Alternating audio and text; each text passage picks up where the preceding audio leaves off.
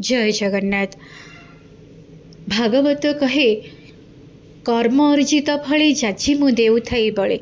अर्थात जे भली कर्म करे मुझे से भली कर्म अर्जित फले जाची मु देउथाई बळे। कर्म अनुसार भाग्य निर्णायक हुए। भगवान कहा भाग्य लेखन्तिनी, निज कर्म ही निजर भाग्य लेखे। कर्म अर्जित फले जाची मु देउथाई बळे। अवश्यमेव भुक्तव्यम कृतम कर्मम शुभाशुभम। जे जेमिति कर्म करिबो से सेमिति फल पाइब। एक कथा आमे समस्ते जानू। एक कथा मध्य भी जानू कपाळ लिखन के करिब आन। एपटे भी कहा जाउची भगवत कृपा हेले सबु किछि संभव हुए, भाग्य भी परिवर्तन होई पारे। जोटा कि मोर भक्तिरसामृत सिंधु चैनल रे कहिछि मार्कंडेय ऋषि का कथा।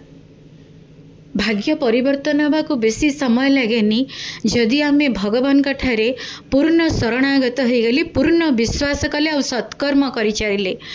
आमर भाग्य किभली निर्णायक हुए कौन ना, भाग्य आगे आगे चलू थाई, कर्म ता पछे पछे। आमे जोठी भूल कले सेठी ही गोटे खराब भाग्य लेखा हो गला।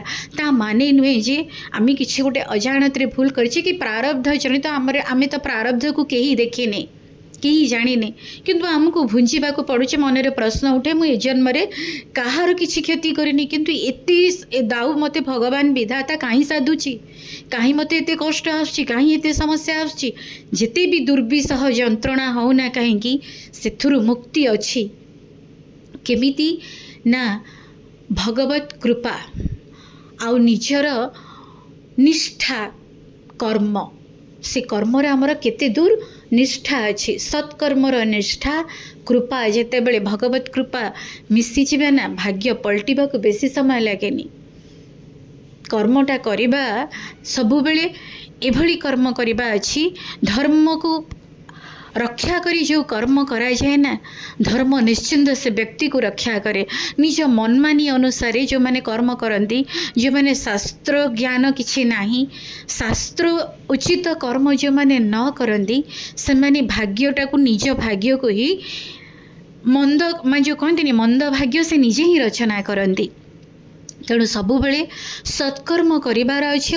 पूर्ण शरणापन्न भक्त को भगवान कदापि एड़ांतिनी, कदापि एड़ांतिनी। भगवान कहउछन्ति ना, मते जी जो भली भाबे डाके मु ताकू सेई भली भाबे डाके। आ जो भक्त तांको सबु किछि समर्पि देई हाथ टेकी देइछि। जे हम भागवत रे लेखा अछि, इंद्रंगर एति प्रकोप हला, काणी आंगुटे प्रभु गिरिधारी रूप नेले। सेई पर्वत तले समस्त गोपपुरवासी आश्रय नेले।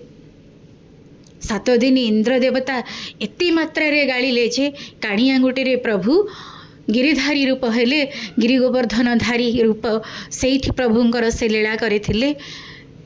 गोपपुरवासी माने सेतबेले भी शंकाग्रस्त थिले। एते छोट बालकटी, 7 वर्षर बालकटी कौन ये काणी आंगुटे रे पर्वतटा को धरी रखी पारिब? सेई तो परीक्षा, प्रभुंकर परीक्षा सेठी।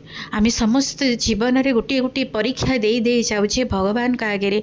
जेमती आमे क्लासरूम रे फास्ट, जेमती आमे प्रथम श्रेणी रु द्वितीय श्रेणी को उत्तीर्ण होचे किसी गोटे परीक्षा दे, सेमती आमको भक्तिर भी परीक्षा दबा को पड़े। आ सेथि जे उत्तीर्ण हो गला ता भाग्य पलटिबा को बेसी समय लागेनी। निजर सत्कर्म और कृपा, भगवत कृपा जेते बेले एकीकार हो जाए ना, भाग्य पलटिबा को बेसी समय लागेनी। गोटे उदाहरण देबी। गोटे विशाल पर्वत आगुर पड़बार अच्छी कि आपण गोटे बहुत बड़ा एक्सीडेंट होबार अच्छी कि आपण गोटे भीषण रोगग्रस्त हो लक्षाधिक टंका खर्च करिवार अच्छी हॉस्पिटल ले, ता मामूली रकम रे हबो गोटे छोटिया बथटे होई टळी जीव, छोटिया टेकारी झुंटी पड़ी टाड़ी जीव। लक्षाधिक टंका खर्च होबार थिला 50टी टंका रे निपटी जीव। एही बड़ी भाबरे भगवान कृपा करती निजर भक्त को। सेथिपई कहली कपाळ लिखन के करिबो आन, एही भावनाटा जदि रखिबा आगु को बढ़ी पारिबानी। निश्चिंत कपाळ लिखन हमको भोगिबा को पड़िबो, किंतु बहु मात्रा रे जो थिला ना गोटे विराट समस्या टळीगला। आमर सत्कर्म, प्रभुंक प्रति पूर्ण शरणागत आउ प्रभुंक कृपा द्वारा।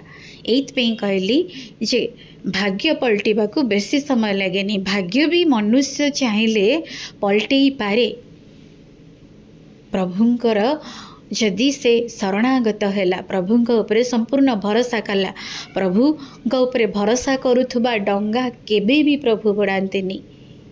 ए होछि तार मर्म। जय जगन्नाथ जय जगन्नाथ।